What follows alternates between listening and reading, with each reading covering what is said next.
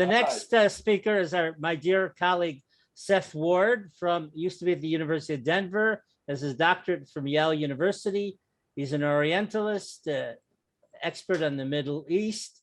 He teaches at the University of Wyoming in Cheyenne. And I think I influenced him to deal with the crypto Jews.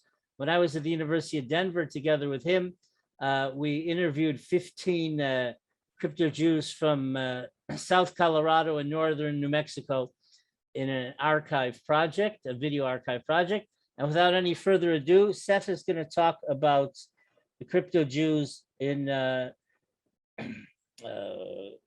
Anusim Descendants in contemporary Colorado and New Mexico.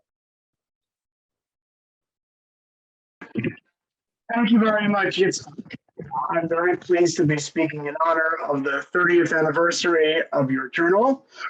And Yitzhak, I don't think it was as many as 15 actual video recordings, but we did make a few. Some of them have been published. One of them was the theme of a little exhibit in Santa Fe, New Mexico, on the history of Sephardim and crypto Jews in that part of the world. And I'm still in touch with the interviewee. I also am grateful to Yitzhak for falling into a rabbit hole of my boss's suggestion for a Judeo-Greek Institute, or something like that, which the Institute of Hellenistic Judaic Studies was a veiled attempt to get Yitzhak to raise money rather than to do scholarship. And we go way back, I think. Okay, well, I'm going to speak this evening about the crypto-Jewish community of Colorado and New Mexico, and to a certain extent of the southwestern United States. The time is late, and I know that Ethan is supposed to speak after me. I'm going to try to cut my speech short. I don't have a PowerPoint. I more or less deliberately did not make one, not because I knew that it would keep my speech shorter since I didn't have any slides I was enthusiastic about showing you, but because I have been traveling, I am also exhausted. So let me start by saying that our late friend, Professor David Gitlitz, spoke to the Society for Crypto-Jewish Studies not too long ago. And among other things, he talked about Judaizing, and he suggested that what the Inquisition notes call Judaizing is what we, meaning most of the people who are in Jewish studies, think of as crypto-Jews, individuals who kept Jewish practices or some sort of Jewish identity which had a maaseh, some sort of action connected with it. One of the things that I think is interesting about this community is that there is, in fact, a tradition of what way back in the 1990s I called the canon of evidence. Items which they would tell that were practices or things that were handed down in their family. And I'll make a small distinction between that in a moment. But for the most part, it was not based on what the Inquisition records would be calling Judaizing, actual Jewish practices. It was other types of things that were there. Today, the term crypto-Jews is often used, or crypto-Judaism is often used in this community, not to indicate Judaizing or not to indicate necessarily an unbroken, continuous identification as Jews, but in fact, literally speaking, the sense that their true Jewish identity was hidden from them and in a foundation narrative, so to speak, by the Inquisition. Now, in point of fact, the language that's used about the Inquisition is a little bit, let's say, it's more symbolic than historically accurate. No one converted, as it were, because of the Inquisition in Spain in the 1300s or 1400s. And certainly after 1500, if you were living in Spain, you were already converted, or your parents or grandparents or great-grandparents, if they had been Jewish, had converted to Catholicism. But it was the Inquisition that made retaining Judaism very difficult. Some families seem to have had very little tradition of knowing that they are Jewish ancestry. An interesting story that I was told by Stan Hortis is that he met Fray Angelico Chavez, who documented the genealogies of the 17th and 18th century Spanish colonial families in that part of the world. And he at least said that he was unaware of any Jewish identity in his family, even though he had 8 or 9 different chains of ancestors, which went to the Carvajal family, which was known to have Jewish ancestry. One of the Carvajals, the most famous one, the governor Carvajal, probably never Judaized, but his relative was thrown into jail and eventually executed by the state at the behest of the Inquisition, because he started Judaizing in jail when they had thrown him into jail and he had known, according to the story, what Judaism was all about, and used whatever resources he could to become an expert. Well, how did crypto-Judaism come to what is now the southwestern part of the United States? There are a number of foundation stories. They all have a certain amount of similarity.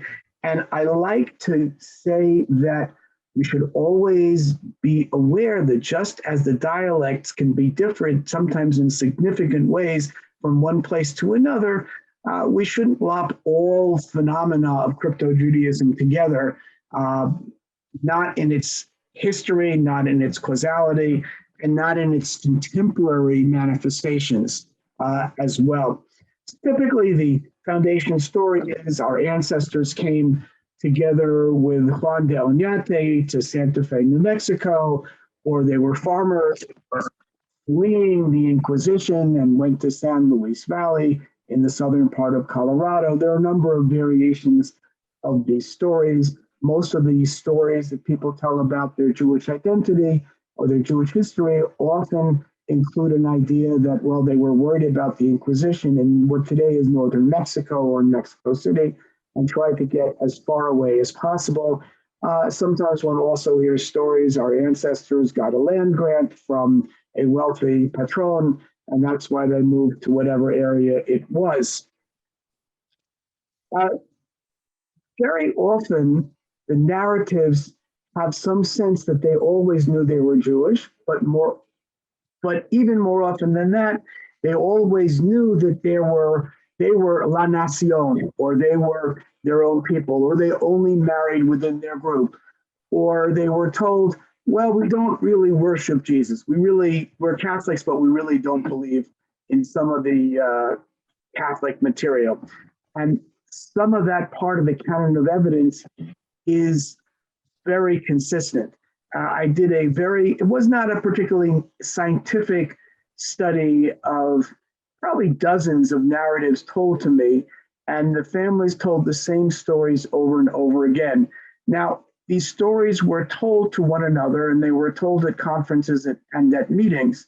So I don't know that we could say they were a totally independent narrative, but they really did form a kind of generic story. Not every family reported every item, but in the videos that Yitzhak mentioned, we had stories about their family was circumcised, for example, nobody else was, or their families would meet for some sort of family festival in September that nobody else had, or they would celebrate Easter by not having pork or by having a different type of bread than they usually would have, or they would tell people, we are Jews, although the content of what that meant was not necessarily known to them.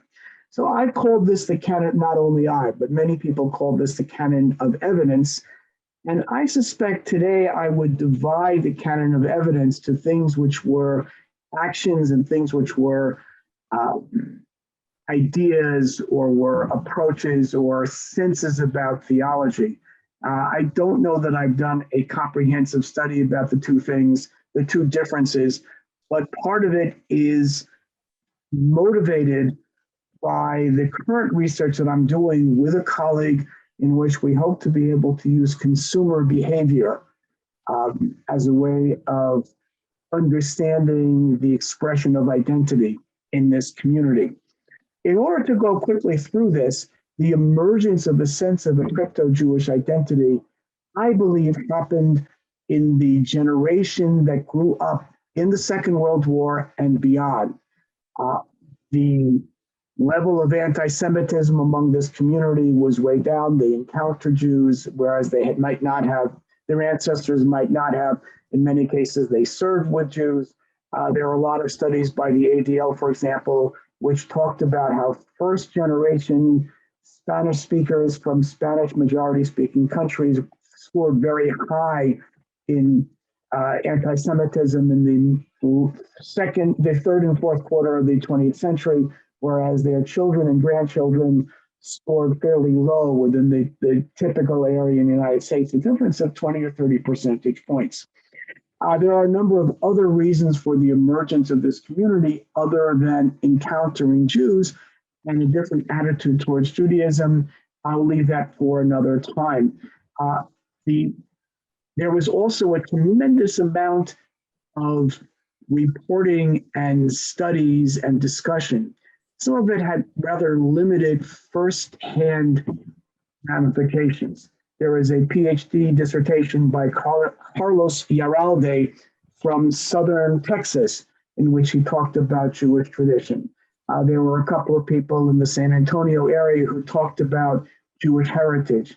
In the area of New Mexico and Colorado, there was a book by Janet Jacobs. There was a PBS special by Stan Hortis, who later on published a book about it as well. And in his position as a historian of the state historian in New Mexico, encountered many individuals who told him, when he spoke about his research about the Inquisition, told him that they had similar stories in their family, or that was their family story. In the 1990s, Hortis and Seth did dozens of interviews. Kunin later published a book as an anthropologist called Juggling Identities. And I would love to say that there's a forthcoming PhD by one of the people who's sitting in this Zoom that will be the next chapter in understanding the stories told by this community. In the San Luis Valley in southern Colorado, one of the interesting parts of the narrative of this community is total surprise of discovering Jewish identity.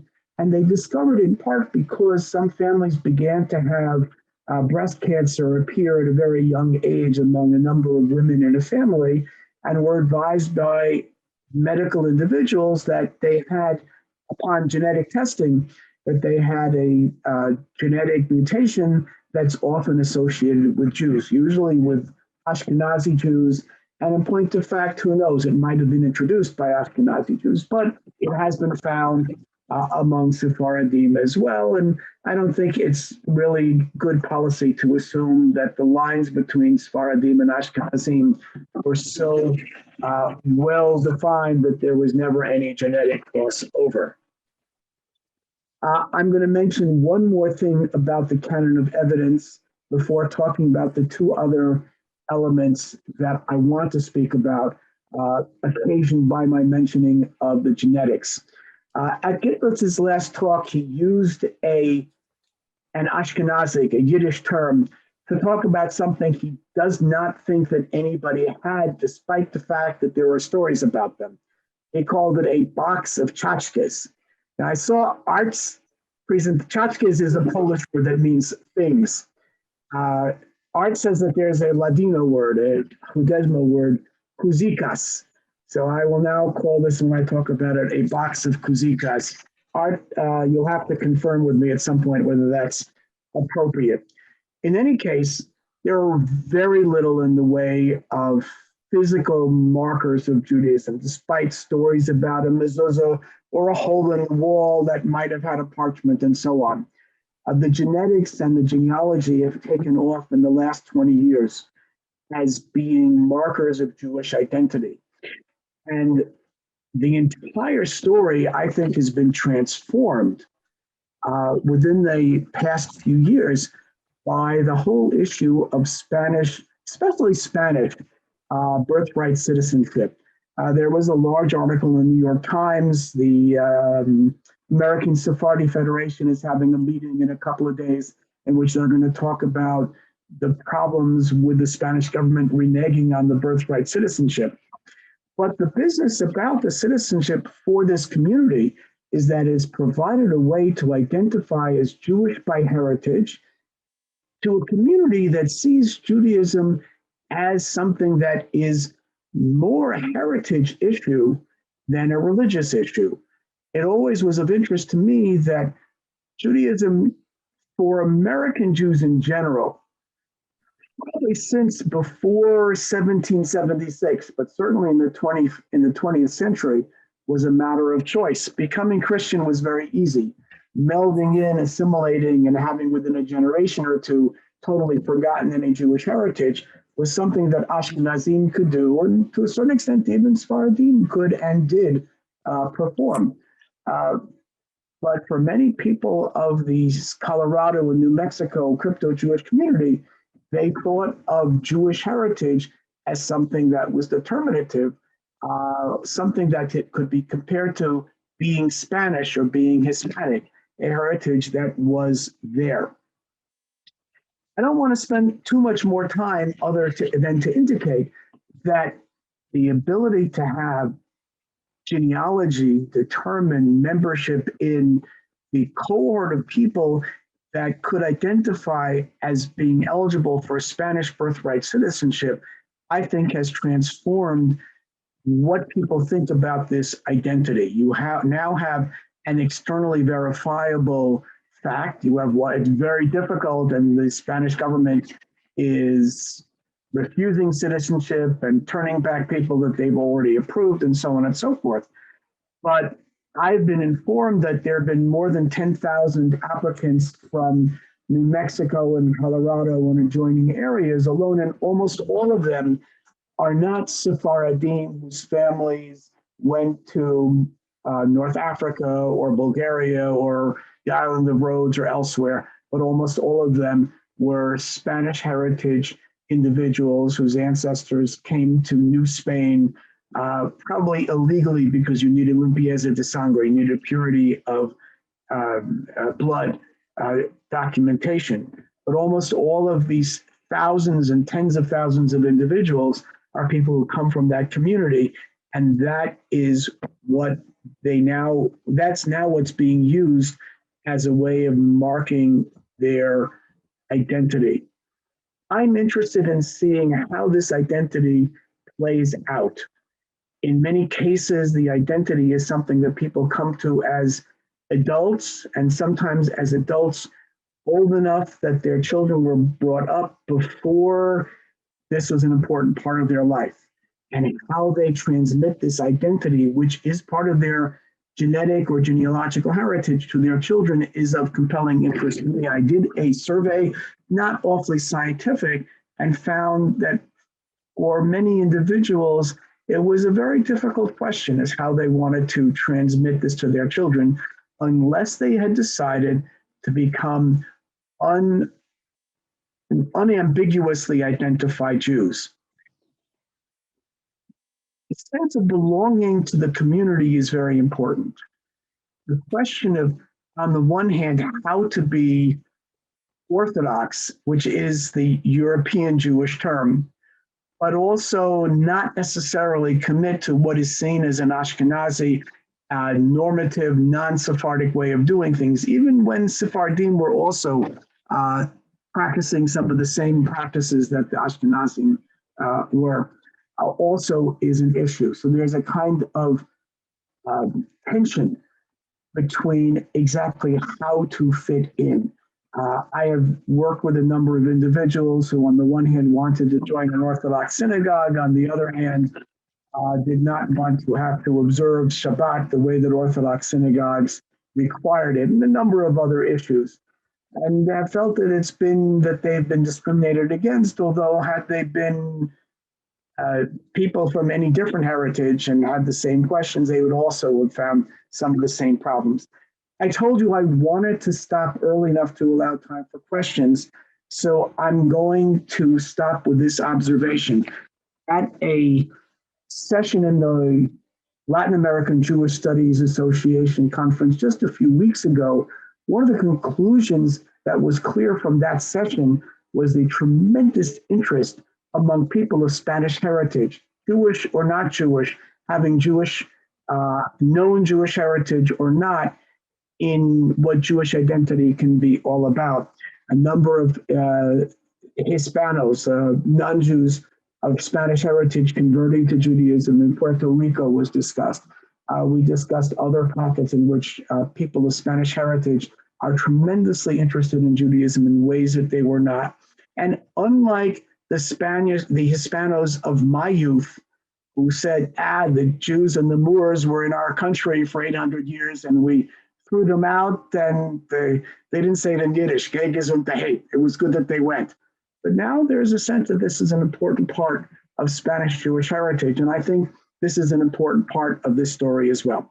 I'm going to stop here and thank you all for your attention, and once again to congratulate Yitzchak for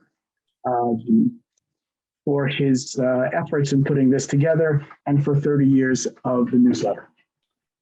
Just one short remark. It's a problem in a lack of Sephardic community, especially in a place of the Southwest where there's no Sephardic integrative model, okay? That's not necessarily the most applicable model or framework, but that would have been a looser acculturation process as opposed to the Ashkenazim. And historically, crypto-Jews, when they returned to Judaism, had a place to go. It wasn't so easy, but there aren't so many options. A Sephardic Orthodox option isn't as stringent, as you know, but it's not. You never know what'll happen. You never know what can spring up. But basically, the Sephardim aren't at all in places like that. And the Hispanics don't really fit in, for the most part, since they're lower socioeconomic level.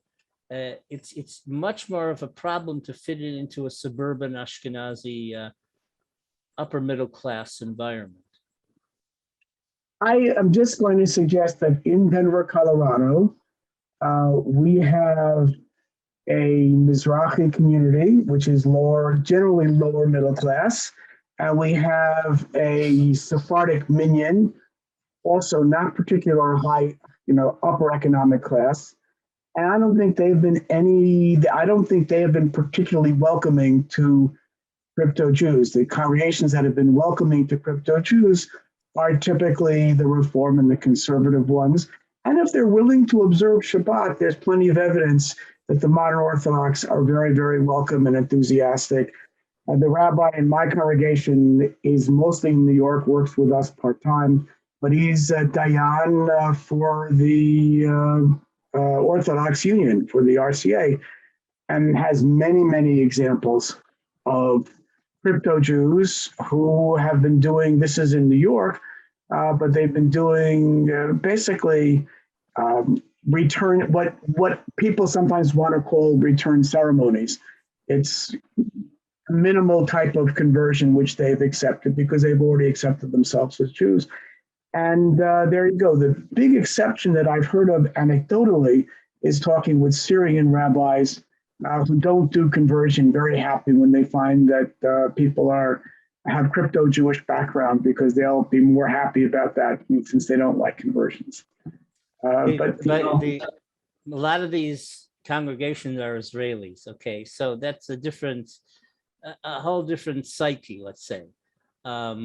Right. So it's not like Arthur's congregations of the Rhodus Lees and the Salonic Lees from Los Angeles. At least that would be more of a base, some commonality with people from a Hispanic crypto-Jewish, past. Well, I have not talked to Art to the extent to which his Rhodos congregation has crypto-Jewish members any more, any less than any of the other Ashkenazi communities.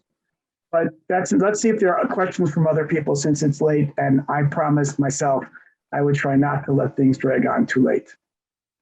Right, let me speak about crypto Jews. We, some years ago, at least 30 years ago, we had a ceremony for a crypto-Jewish girl who wanted to return. And as you know, Seth, a lot of the crypto-Jews don't want to go through conversions. They just want a ceremony of return. And we had a ceremony of return for her. And I should have mentioned, there is a synagogue towards downtown Los Angeles that has a large number of crypto-Jews in it. And occasionally some of them will visit events at our synagogue. And they're all Hispanic, and they've all returned to Judaism. And I've also talked to them about our society, but I can't get them to join.